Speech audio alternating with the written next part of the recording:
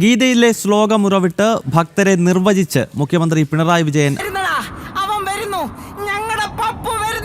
ഭക്തന്റെ ലക്ഷണങ്ങൾ ഭഗവത്ഗീതയുടെ 12-ാം അധ്യായത്തിൽ 13 മുതൽ 20 വരെയുള്ള 8 ശ്ലോകങ്ങളിലായാണുള്ളത്.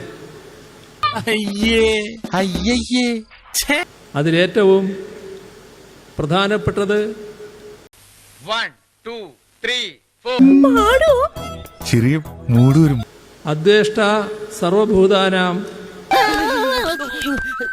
മൈത്ര കരുണ ഏവജ.